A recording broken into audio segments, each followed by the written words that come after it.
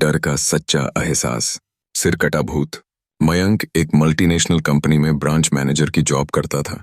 एक दिन मयंक को ऑफिस से घर जाने के लिए लेट हो गया था। सर्दी की मौसम होने के कारण रात भी जल्दी हो गई थी।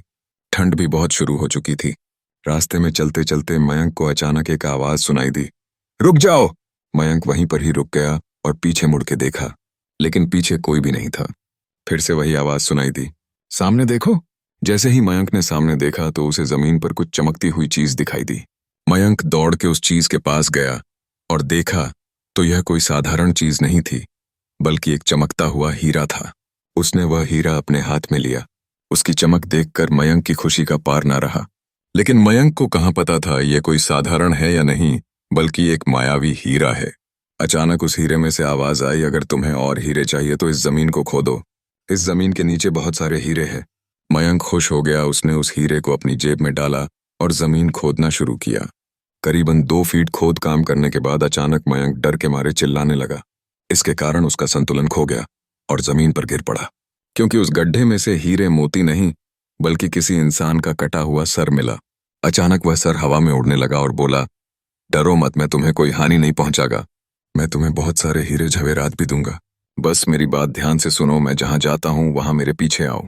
फिर वह सिर हवा में उड़ा और जंगल की ओर बढ़ने लगा। करीबन 1 किलोमीटर चलने के बाद वह सिर रुक गया। मयंक भी रुक गया। फिर उस सिर ने मयंक से कहा, इस जमीन के भीतर बहुत सारे हीरे मोती जवाहरात छुपे हुए हैं।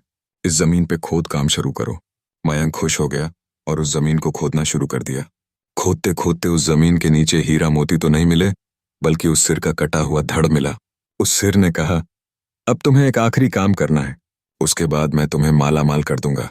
तुम्हें कहीं से भी 1 लोटा खून लाना होगा। मयंक ने बोला, 1 लोटा खून? पर मैं 1 लोटा खून कहां से लाऊंगा? उस सिर ने कहा, चलो मेरे साथ। वो डरावना चेहरा मयंक को साथ लेकर थोड़ी दूरी पे गया। वहां उसे एक इंसान को जाते हुए देखा। वो सिर बोला, उस इंसान को मारकर उसका खून ले आओ। मयंक डर गया और बोला, नहीं नहीं, यह मुझसे नहीं होगा। मैं यह नहीं कर सकता। अगर तुमने ये काम नहीं किया तो मैं तुझे बहुत बड़ी मुसीबत में डाल दूंगा। फिर तुम्हारी पूरी जिंदगी नर्क बन जाएगी। मयंक ने हाथ जोड़कर उसे कहा, मुझे माफ कर दो। अगर मैंने उसे मार तो मुझे पुलिस गिरफ्तार कर देगी और मुझे जेल जाना पड़ेगा। उस सिर ने अपने तंत्र मंत्र की शक्ति से एक छुरी और लोटा प्रकट किया और गुस्से से बोला, अगर तुम मेरा यह काम नहीं करोगे तो मैं तुम्हारे पूरे परिवार को मौत के गाड़ उतार दूंगा। मयंक ने मजबूरी में आकर उस आदमी को मार डाला और उसका खून लेकर उस सिर के पास गया। वो सिर खून को देखकर बहुत खुश हुआ और बोला, यह खून मेरे शरीर पे डाल दे। उस सिर के कहने पर मयंक ने खून को उसके शरीर पे डाल दिया। फिर कुछ ही देर में वो कटा हुआ सिर उस शरीर पे जुड़ गया। यह सब देखकर मयंक की हालत अब खराब होने लगी। वो उस भूत को देखकर काफी डर गया।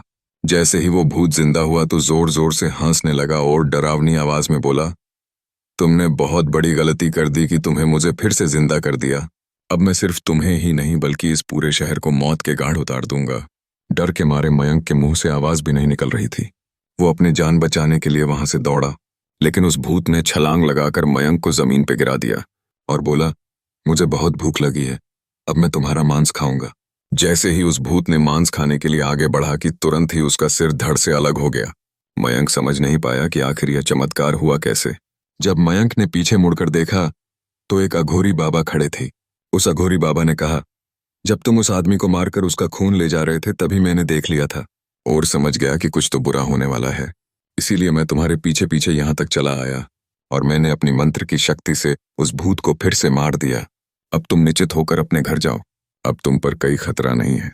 आज भी मयंक उस बात को याद करता है तो उसकी रूह तक कांपने लगती है।